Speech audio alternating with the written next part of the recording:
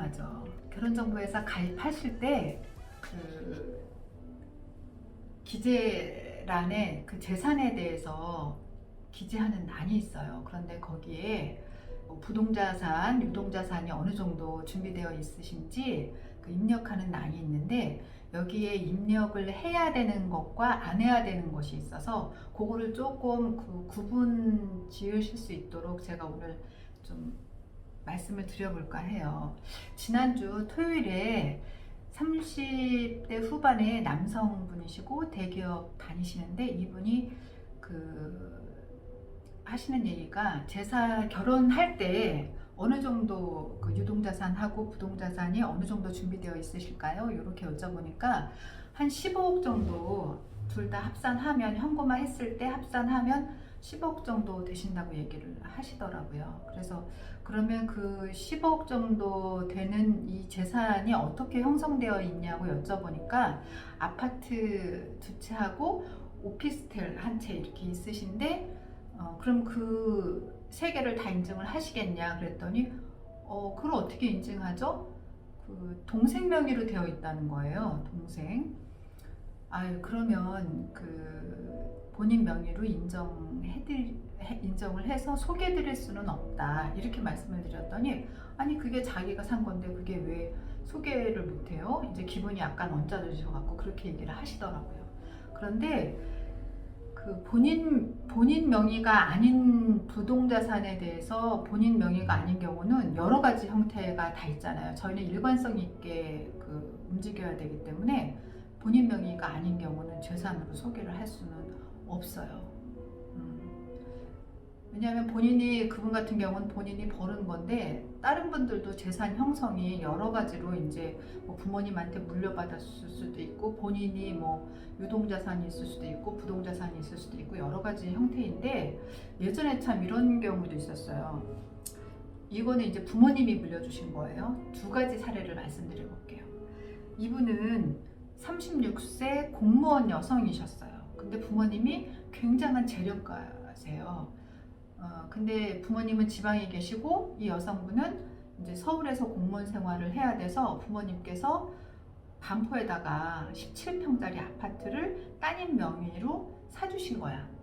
그리고 이 따님이 이제 홍기가 훌쩍 지나가니까 결혼정보회에 가입해서 그 소개를 할 때 뭐 그 재산에 대해서 뭐 등본 다 제출을 했고 그래서 본인 명의로 진행을 했었는데 어머님이 어느 날 이제 진행하는 중간에 한번 보고 싶다고 그래서 오셨어요. 그런데 이 어머니께서 하신 얘기가 그 17억짜리 그 집을 따님 명의로 사주긴 했으나 결혼할 때 그 집을 줄 거는 아니라는 거예요.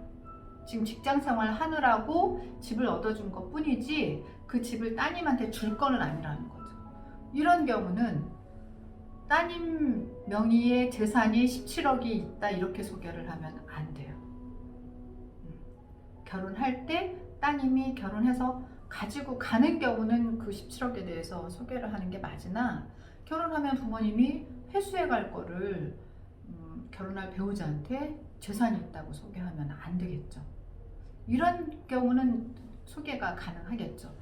34세 그때 이제 여성분이 교사이신데 부모님께서 두 분 다 고위직 공무원이셨고 대학가 앞에다가 그 원룸을 한 월세 합산 한 700만 원 정도 나오는 그 건물을 통째로 그 따님 명의로 해주시고 결혼할 때 아예 재산 분할을 해주실 거래.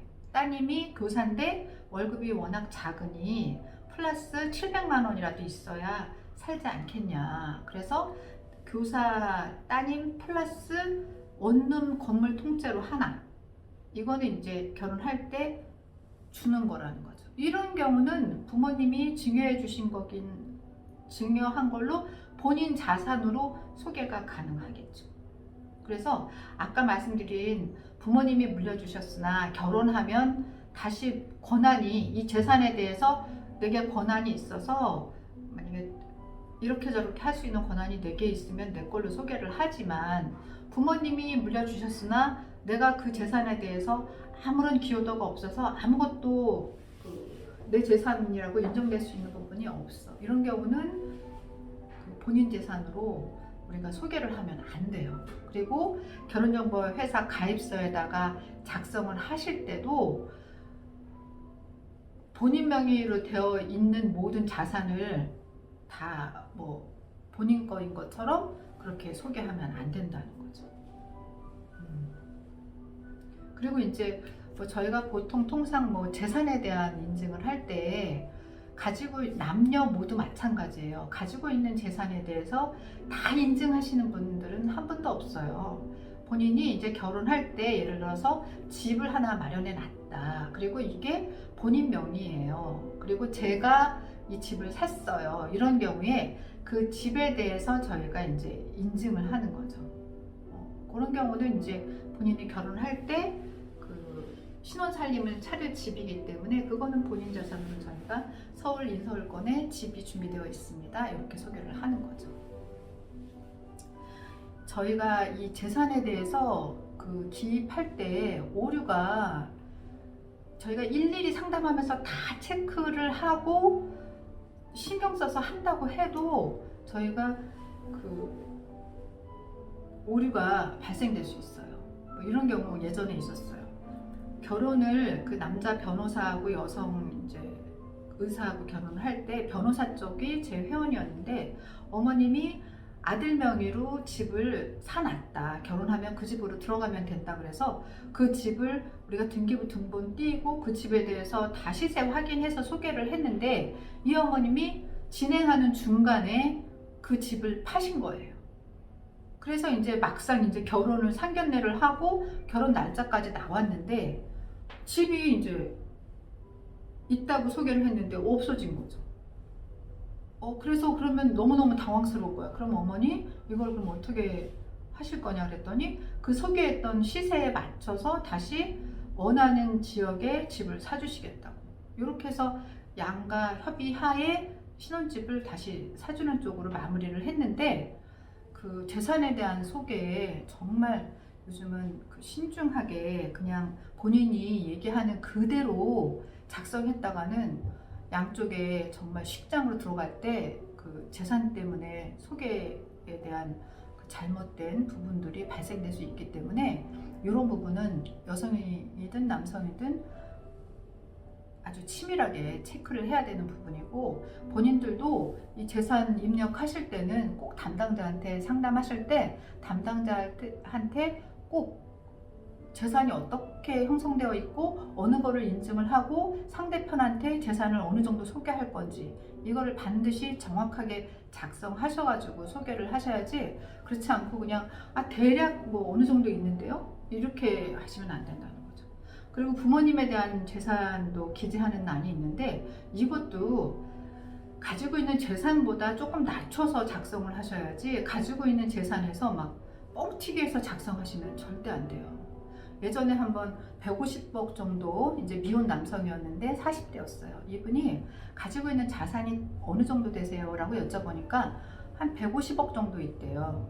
그래서 그 150억에 대해서 뭐 대출도 있을 수 있고 뭐 전세 보증금 받은 것도 있고 뭐 다 있잖아요. 이걸 다 재해보라고 대략적으로.